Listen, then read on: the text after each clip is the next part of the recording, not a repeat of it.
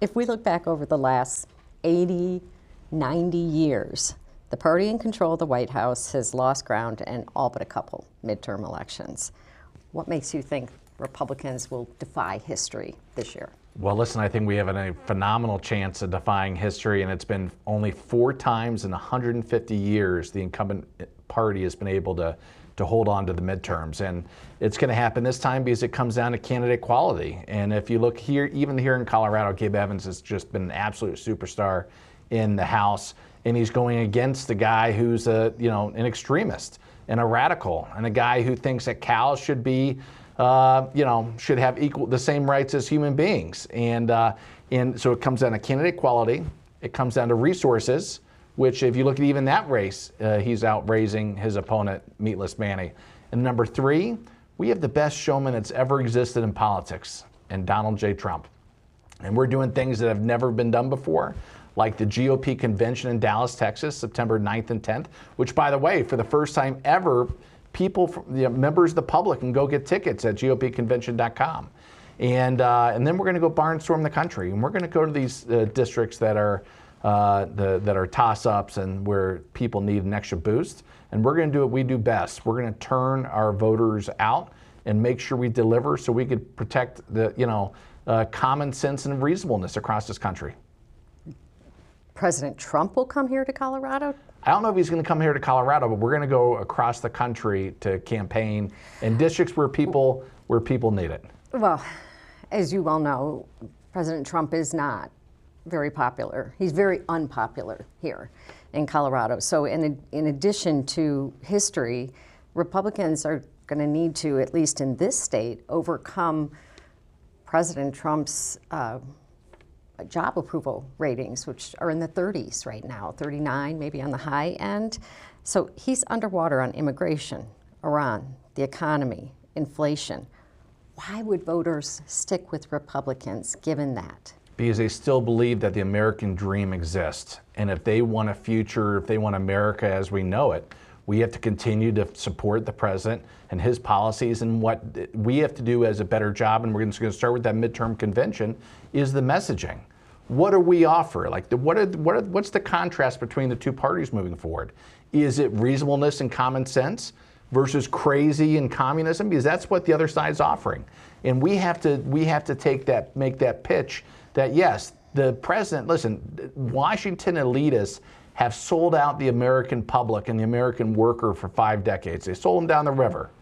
This president has empathy, and he really cares about the American worker. That's why he went to bat and used a lot of political capital on the working family tax cuts, the no taxes on tips and overtime in Social Security, the Trump RX accounts, which for the first time is lowering prescription drug costs, the Trump retirement accounts for kids, the chance so everybody could achieve that American dream. People have to believe it.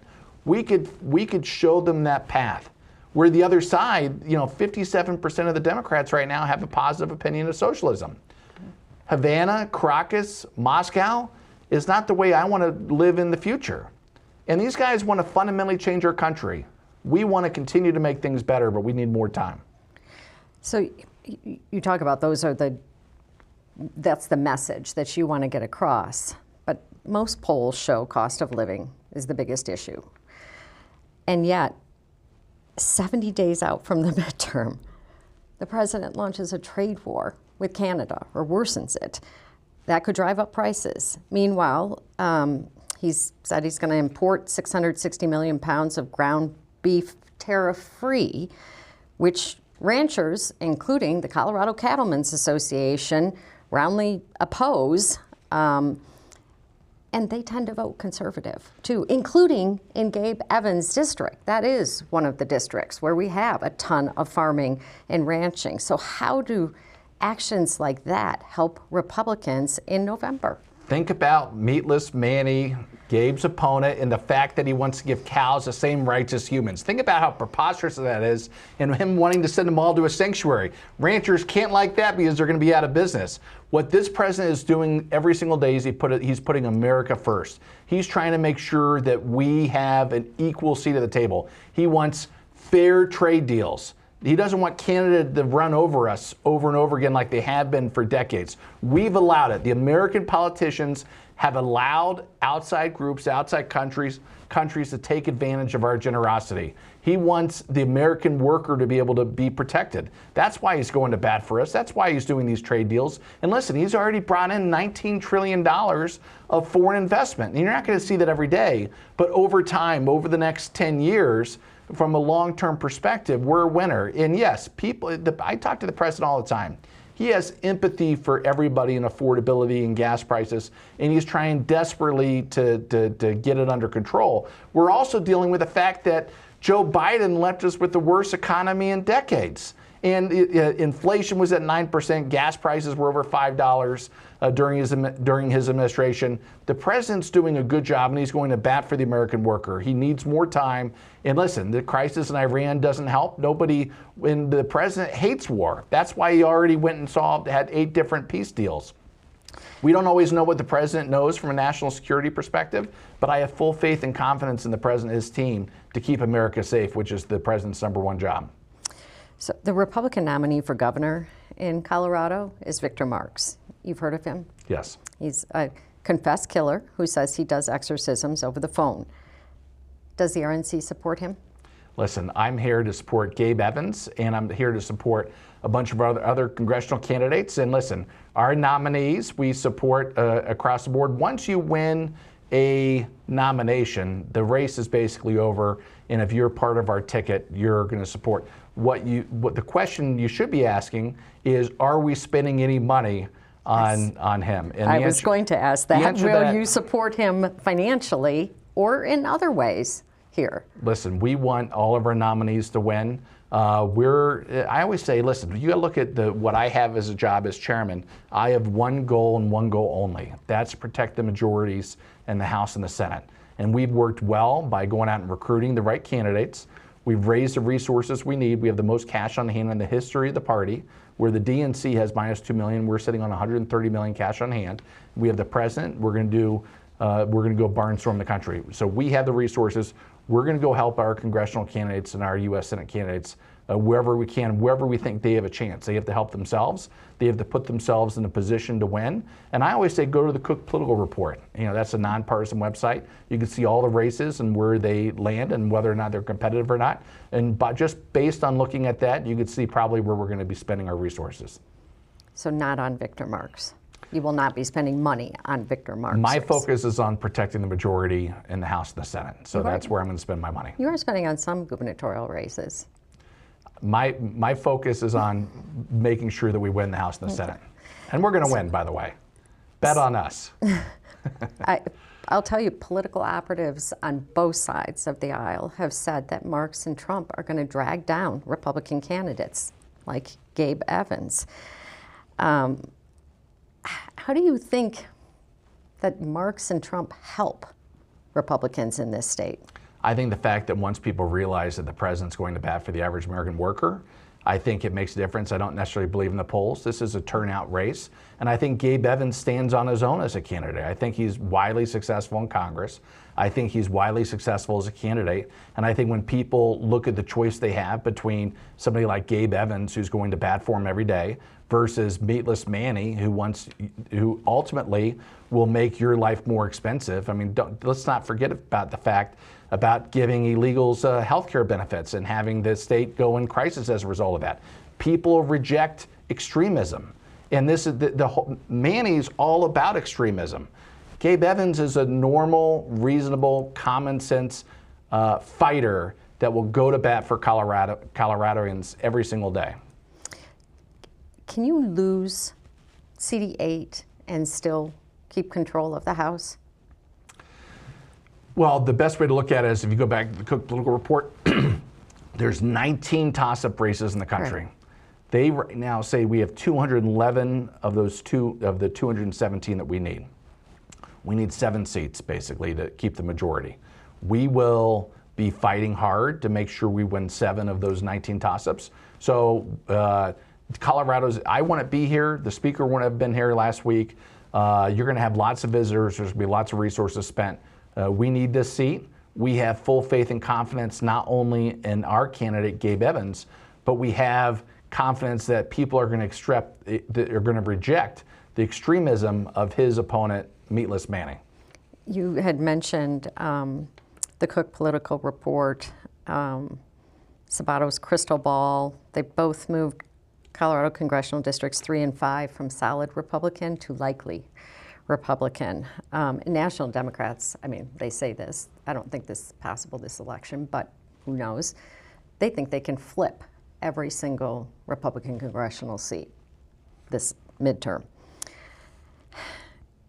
I just think in a state, again, where President Trump is very unpopular, how much help will the RNC provide Jeff Crank in CD5, Jeff Hurd in CD3? I mean, you've only got, I know you've got a lot of resources, but you only got so much to spread around. So are you going to be spreading them here? We have great candidates. We've already invested on the ground here. We have bodies. I don't know if we have 8 or 9 staffers in Colorado right now that have been working here for the last couple of months. We're going to continue to add on to that. We're going to make sure we provide the resources we need for all these candidates to win.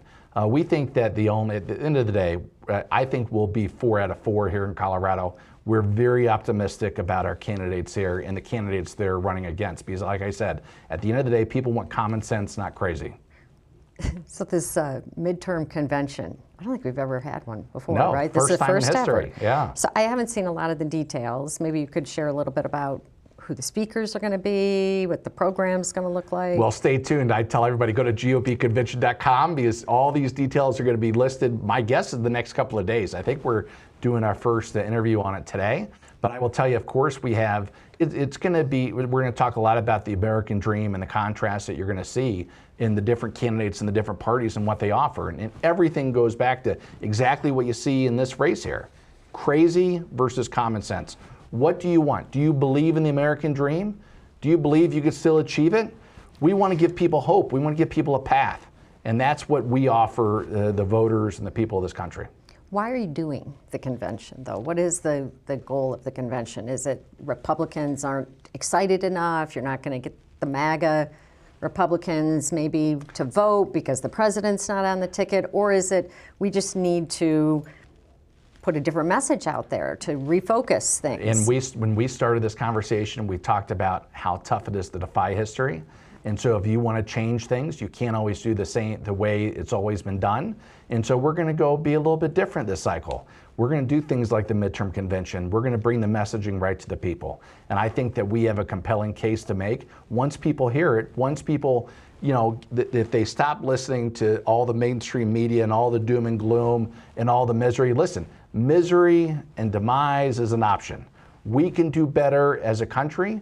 And we're going to show people exactly what we mean by offering a different path than what the Democrats and what these DSA candidates, Bernie Sanders, all these mini Mondamis running across this country want to bring to the American people.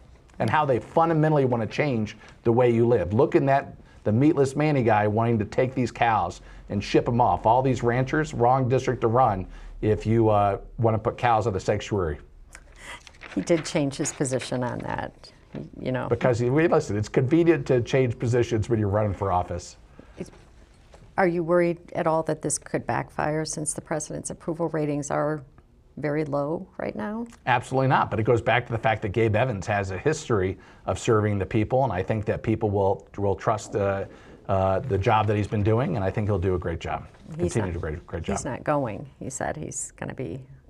Oh, you're talking about for the midterm convention? Yeah. Oh, yeah. Midterm Listen, convention. Yeah. Because what we're going to do is the president's going to headline the second day, but we're going to talk about all these great things that people don't know about. Like I said, the Trump RX accounts, the Trump accounts that allows little kids, hopefully, will get a piece of that American dream. And then we're going to go talk about other real life stories of how people have been impacted by some of the things that the president's already done and the Republicans and what we want to do moving forward. Because we know if somehow the Democrats take control of the House or the Senate, it's going to be investigations, it's going to be obstruction, it's going to be impeachment. All they want is chaos. They showed what they wanted to do when they shut down the government for 43 days. It's not Trump derangement syndrome anymore. It's America derangement syndrome. And the path that they want to take us down is not a path that I want my children to live in. I want them to have that opportunity, the American dream.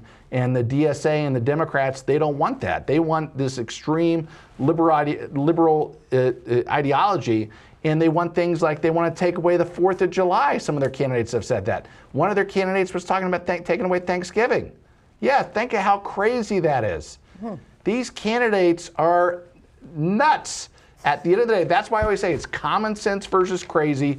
People have to decide which way they want the country to go. We're not talking about your grandpa's Democrat, where we're talking about guns and abortion. We're talking about these crazy ideas that have been presented right here in this district, that are being presented by candidates. I'm talking about no borders, no U.S. Senate, no prisons, giving amnesty to everybody, regardless if they were murderers or rapists. People want safe communities, they want good schools, they want a chance at the American dream. That's what we could offer the voters of this country. Okay. Did I miss anything? No? Okay, I didn't think so. Go ahead. How do you make the American dream more affordable? The American dream is... By bringing in beef from, I don't know where, Argentina or something. No, come on. Just kidding. Let's have a nuanced answer, please. No, listen, the American dream is alive and well. We just have to create that path, and we have to continue to do everything we can to make sure that everybody can achieve it. It's not necessarily the easiest thing, but we have to make it easier, and we can't do that by raising people's taxes, by allowing tens of millions of illegals into the country, by giving them free health care, by inviting these people into our country. You're creating, making everything more expensive and making things less affordable. And so we have to do a better job. We could do it, but we also have to make sure we have the world-class schools to make sure that in the future environment that we're moving to, that everybody can go out there and get the job that they want. Yeah. And then it comes down to housing, gas prices, and everything else that this president's definitely focused on, trying to improve the overall quality of life for everyday Americans.